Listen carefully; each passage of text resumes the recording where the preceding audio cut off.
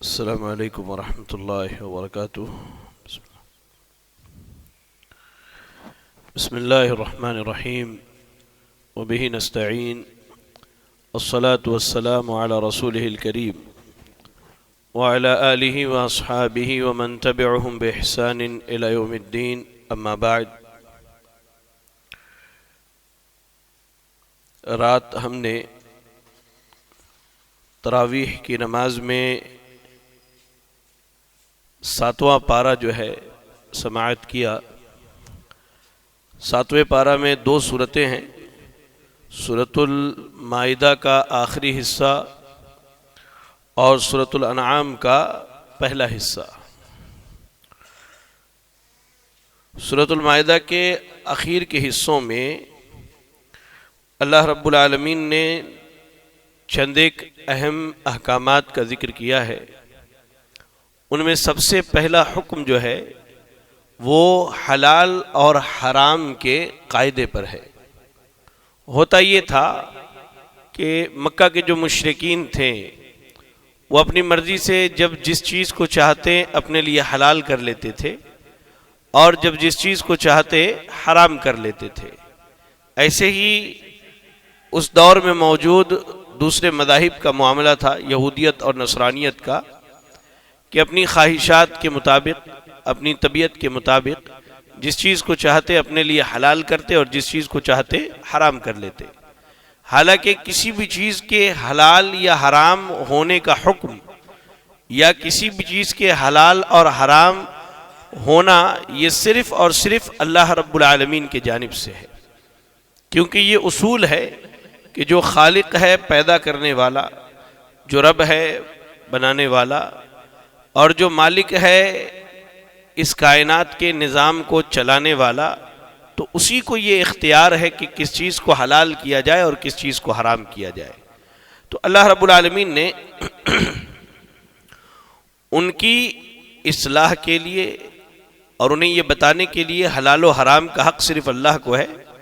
آیت نمبر 87 اور 88، 87 اور 88 سورۃ المائدہ میں اللہ نے فرمایا، یا ایھا الذین آمنوا لا تحرموا الطیبات ما احل اللہ لکم ولا تعتدوا ان اللہ لا يحب المعتدین وکلوا مما فی الارض حلالا طیبا واتقوا اللہ الذی انتم بہ مؤمنون۔ اللہ نے کہا اے وہ لوگو جو ایمان لائے، اللہ کے حلال کردہ چیزوں کو حرام مت کرو۔ دیکھیں یہاں حلال و حرام کی اس آیت میں ایک بہت اہم نقطہ ہے، سمجھنے کی چیز ہے۔ اللہ نے جتنی چیزوں کو حلال کیا ہے وہ سب کے سب پاکیزہ ہیں، وہ سب کے سب کیا ہیں؟ پاکیزہ ہیں۔ کہا لا تحرموا طیبات ما احل اللہ لکم، اللہ نے کہا کہ جو پاکیزہ چیزیں ہیں ان کو حرام مت کرو۔ تو یہ آیت کریمہ یہ بتلاتی ہے کہ اللہ نے ہمارے لیے جتنی چیزوں کو حلال کیا ہے وہ سب کے سب کیا ہے؟ پاکیزہ ہے۔ اچھا یہاں ایک مسئلہ ہے، آپ سنتے ہوں گے عموماً کہ بعض لوگ کہتے ہیں کہ سمندر یا دریا میں جو جھینگا پایا جاتا ہے جس کو پرانس کہتے ہیں، اس کے بارے میں بعض لوگ کہتے ہیں کہ یہ حرام ہے، کچھ کہتے ہیں یہ مکروہ ہے۔ نہیں، یہ حلال ہے۔ اللہ کے نبی صلی اللہ علیہ وسلم سے سوال کیا گیا سمندر کے پانی کے بارے میں کہ اس سے وضو کر سکتے ہیں کہ نہیں، تو آپ نے کہا الطہور ماؤہ والحل میتتہ، کہ سمندر کا پانی پاک ہے اور اس میں اگر جانور سمندر کا یا دریا کا جانور مرا ہوا بھی ملے تو وہ حلال ہے، جیسے مچھلی ہے، جھینگا ہے، یہ سب چیزیں ہیں۔ تو اللہ نے ہمارے لیے طیبات پاکیزہ چیزوں کو صرف حلال کیا ہے۔ ہاں ٹھیک ہے، آپ کی طبیعت نہیں مانتی وہ اپنی جگہ ہے، کسی کی طبیعت نہ مانے کھانے میں اپنی جگہ ہے، لیکن اللہ نے جو چیزیں حلال کی ہیں وہ کیا ہیں؟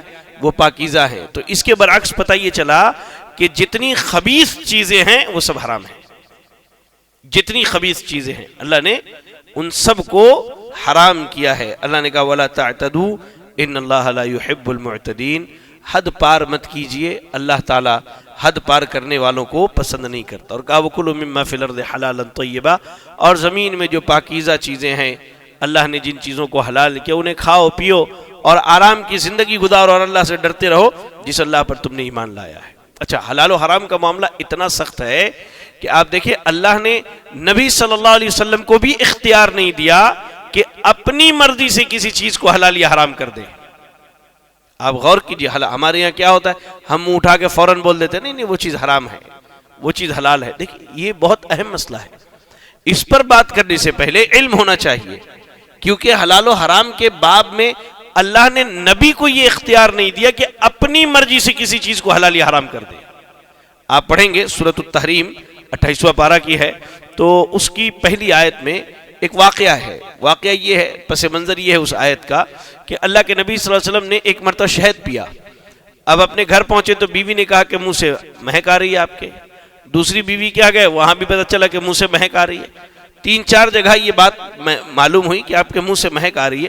تو اللہ کے نبی نے کہا کہ اللہ آج سے جو ہے میں اپنے اوپر شہد کو حرام کرتا ہوں. اللہ تعالیٰ نے آیت نازل کی، کہا یا ایھا النبی لما تحرم ما احل اللہ لک. اے نبی، اللہ نے جس چیز کو حلال کیا آپ اسے کیسے حرام کر سکتے ہیں؟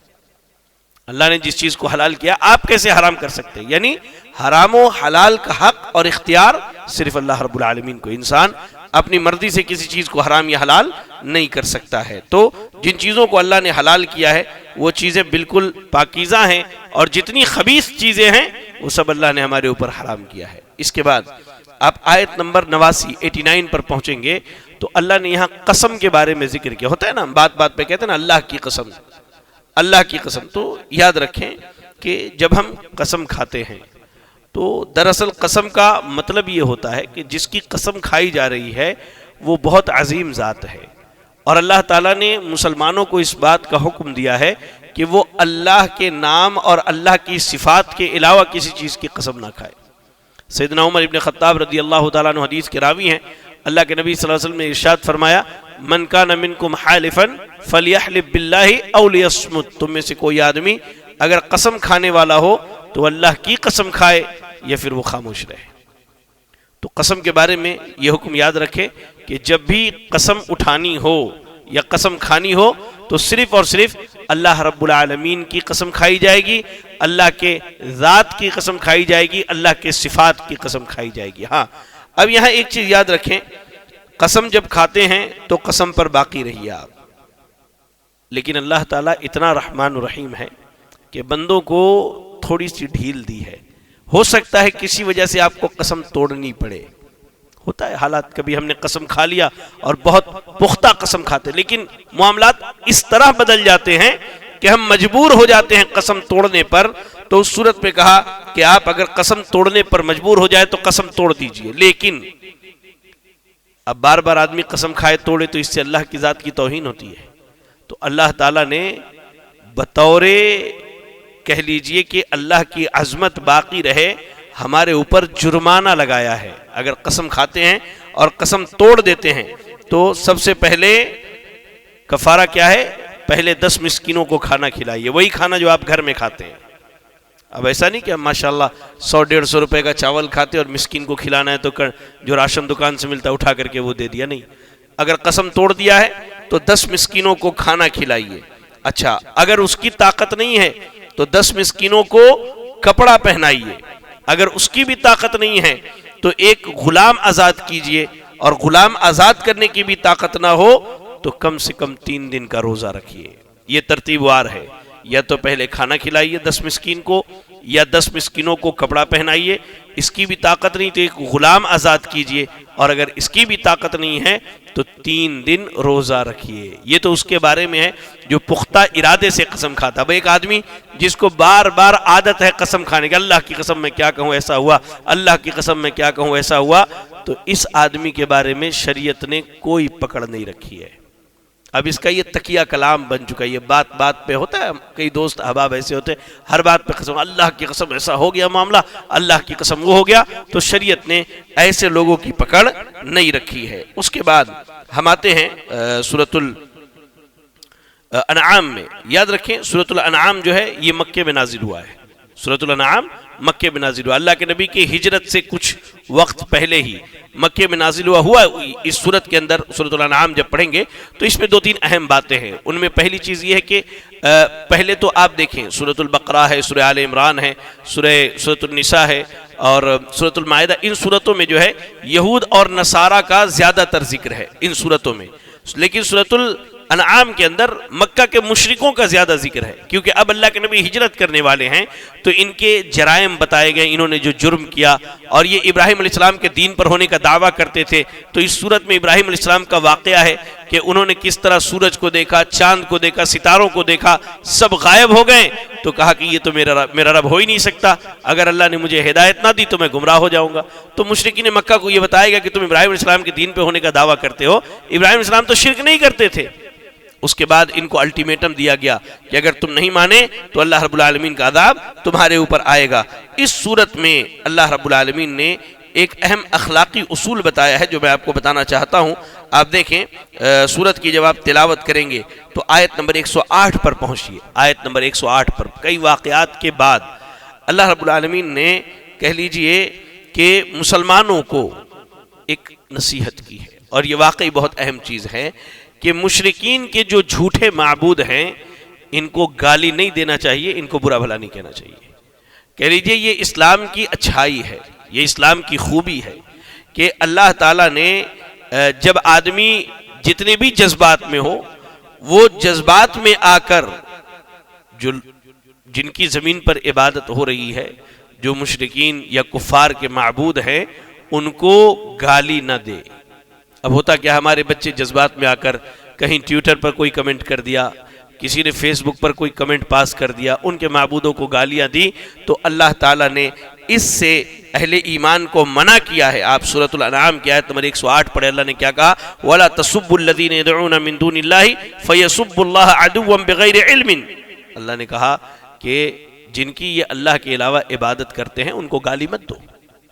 اب جتنے معبود ہیں ان کے لاکھوں کروڑوں کی تعداد میں ہو، ہمیں اس سے کیا پرواہ، لیکن اللہ نے شرعی طور پر منع کیا ہے کہ اللہ کے علاوہ جس کی بھی یہ مشرکین یا یہ کفار عبادت کرتے ہیں انہیں گالیاں نہ دو۔